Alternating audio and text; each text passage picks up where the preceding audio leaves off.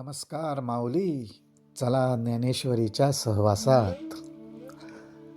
आपण सर्व माऊलींनी ज्ञानेश्वरीच्या सहवासात येऊन ज्ञानेश्वरीच्या पहिल्या अध्यायाबरोबर काही काळ वेळ घालवलेला आहे. त्याच्यावरचं मुक्त चिंतन आपण ऐकलेलं आहे. ह्या पहिल्या अध्यायावरच्या मुक्त चिंतनाचा समारोप करता करता काही विचार आपल्यासमोर मांडावेसे वाटतात. अर्थात हे विचार मांडण्यामागे माऊलींची सेवा घडावी, परत एकदा ज्ञानेश्वरीच्या सहवासात जायची संधी मिळावी, एवढाच काय तो हेतू आहे. ज्ञानेश्वरी म्हटलं की त्याच्याबरोबरच काही पूर्वग्रह, काही इतरांकडनं ऐकलेले विचार, ह्या सगळ्या गोष्टी येतात. उदाहरणार्थ, ज्ञानेश्वरीची भाषा जुन्या वळणाची आहे, समजायला कठीण आहे. ज्ञानेश्वरीमध्ये 9,500 ओव्या आहेत. कधी आपल्याला ज्ञानेश्वरी कळणार, वगैरे वगैरे. माऊली हे असे पूर्वग्रह सोडून आपल्याला माऊलींच्या सहवासात जायचं आहे. आमचे गुरुदेव म्हणायचे की माऊलींच्या ओव्या ह्या लहान मुलांसारख्या आहेत, मुलींसारख्या आहेत. त्या आपल्या आजूबाजूला खेळतात, बागडतात आणि प्रत्येक ओवी, ती प्रत्येक मुलगी आपल्याला दाखवते की मी अशी आहे, मी तशी आहे, आणि असं करून त्या आपल्याभोवती फेरा धरतात, पिंगा घालतात. आपणही त्यांच्याबरोबर खेळायचं, तो आनंद घ्यायचा. हा जो भाव आपल्याला गुरुदेवांनी सांगितला तो फार महत्त्वाचा आहे. आणि त्यामुळे माऊली आपल्याला ज्ञानेश्वरी समजायला आणि समजण्यापेक्षा सुद्धा त्याचा भावार्थ टिपायला खूप सोपं जातं. आपणच जर मनामध्ये पहिल्यापासून असं धरून बसलो की माऊलींची ज्ञानेश्वरीची भाषा अवघड आहे, समजायला मला कठीण जाईल, शब्दार्थ कसे समजणार, एवढ्या हजारो ओव्या आहेत, तर हा नकारात्मक भाव आपणच आपल्या मनात अगोदरपासून निर्माण करणार. तर तसं आपल्याला करायचं नाही. आपल्याला माऊलीच सांगतात की अहो, ज्याप्रमाणे सूर्यनारायण उदय पावला की आपल्याला अनेक मार्ग दिसतात, पण शेवटी आपल्याला जो योग्य मार्ग आहे त्याच मार्गाने आपण वाट चालतो. पुढे जाऊन एका दृष्टांतामध्ये माऊली म्हणतात की या महितळावर म्हणजेच पृथ्वीवर पाण्याचे भरपूर साठे आहेत, पण शेवटी आपण आपल्याला तहान लागल्यावर जेवढं आवश्यक आहे तेवढ्याच पाण्याचं सेवन करतो.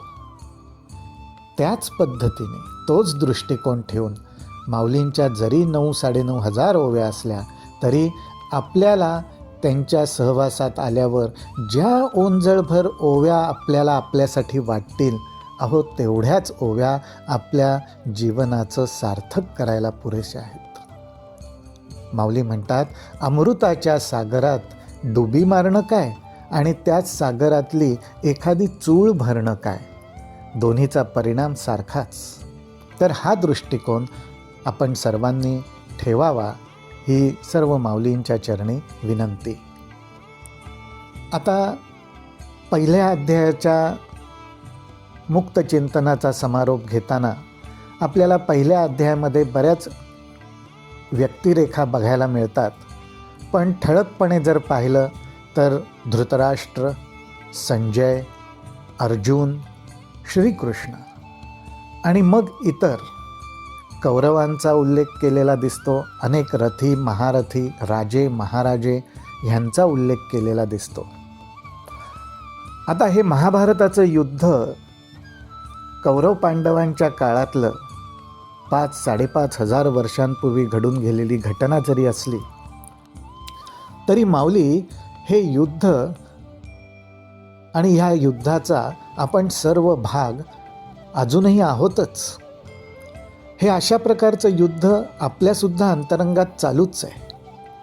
ह्या व्यक्तिरेखांमधले जे काही गुणदोष आहेत, काही प्रमाणात, कमी अधिक प्रमाणात किंवा क्वचित आपल्याला एखाद वेळेस आपल्यामध्येही आढळतातच. कारण ह्या व्यक्तिरेखा आणि त्यांच्यातले गुणदोष हे प्रतिकात्मक रीतीने आपण जर बघितले उदाहरणार्थ दुर्योधन, अहंकार, अर्जुन, आपल्यातलं मन आणि बुद्धी, आणि श्रीकृष्ण परमात्मा म्हणजेच साक्षात आपल्या सर्वांच्या हृदयस्थ असलेलं चैतन्य, जे साक्षी भावाने सर्व घटना बघत असतं. ज्याप्रमाणे श्रीकृष्णांनी अर्जुनाचं सारथ्य केलं आणि सगळ्या घटनांकडे एक प्रकारे साक्षी भावाने ते बघत होते. रचना सगळी त्या आत्मतत्वाचीच, चैतन्याचीच, पण त्यांनी मन, बुद्धी आणि अहंकाराचे दोर मात्र आपल्या हातात ठेवले होते.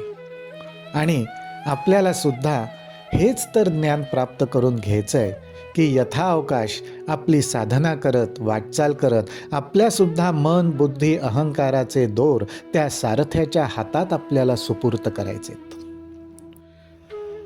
आणि हे सगळं कसं करायचं, कसं घडणार, आपल्याला त्यासाठी कुठला मार्ग योग्य आहे, आपण काय केलं पाहिजे, त्याचबरोबर मन, बुद्धी आणि अहंकार ह्याच्यामधला जो खेळ आहे, हे तिघं मिळून आपल्याला जे खेळवत असतात आणि ते खेळ जो धरतात त्याच्याकडे काही वेळा आपण हतबल होऊन बघत राहतो.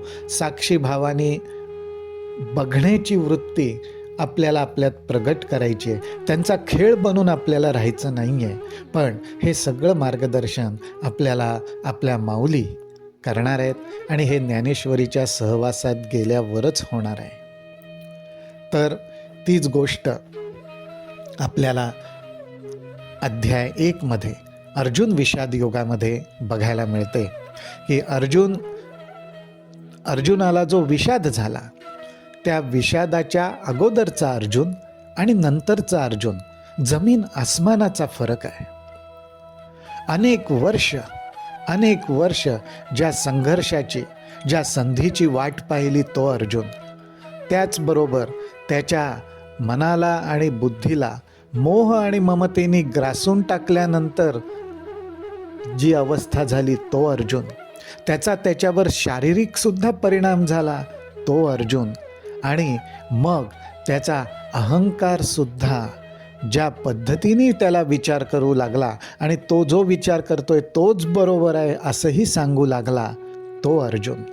आणि ह्या सगळ्या गोष्टींमुळे मन, बुद्धी आणि अहंकार ह्याच्यातला सात्विकपणा, ह्याच्यातला विवेक, ह्याच्यातली वीरवृत्ती, हे सगळं गळून पडल्यामुळे जी अवस्था झाली तो अर्जुन, तो हा विषाद योग, की ज्या अर्जुनावर त्याच्यातल्या अहंकाराने म्हणजेच दुर्योधनासारख्या कुप्रवृत्तीच्या वृत्तींनी मात केली, की ज्या वृत्तींची त्यावेळी आवश्यकता नव्हती. आणि ही सगळी घटना साक्षी भावाने आपले श्रीकृष्ण परमात्मा बघतायत. आणि नुसतेच बघत नाहीत तर माऊलींनी त्यांचे भाव टिपत आपल्याला दाखवले की त्यांना सुद्धा चकित व्हायला झालं. कारण त्यांच्यासमोर सुद्धा असा अर्जुन त्यांनी कधी पाहिलाच नव्हता, त्यांना कल्पनाच नव्हती. पण माऊली म्हणतात, अहो श्रीकृष्ण परमात्मा सगळं ओळखत होते. त्यांनाही माहिती होतं की ही अशी घटना घडणार आणि अशी घटना घडवून आणण्याची सुद्धा लीला त्यांचीच होती. कारण असं मोहात, ममतेत आणि स्वजनांना पाहिल्यावर अर्जुनाची अवस्था झाली नसती तर अहो भगवद्गीताच जन्माला आली नसती आणि मग माऊलींना सुद्धा ज्ञानेश्वरी लिहायची संधी मिळाली नसती. हा आपला विचार झाला. परंतु असो, आज आपल्या सर्वांच्या पदरात माऊलींनी विश्वात्मक देवाकडे पसायदान मागून ही ज्ञानेश्वरी सुद्धा प्रसाद रूपाने आपल्या झोळीत टाकलेलीच आहे. आपण सर्वजण त्याच्या सहवासात जाऊन आपापल्या जीवनाचं सार्थक करून घेऊ आणि त्याचबरोबर आपल्या अवतीभोवती असलेल्या प्रत्येकाला सुद्धा आपल्या असण्यामुळे जास्तीत जास्त आनंद आणि समाधानच कसं मिळेल ह्याचाही प्रयत्न करत राहू. रामकृष्ण हरी, रामकृष्ण हरी, रामकृष्ण हरी.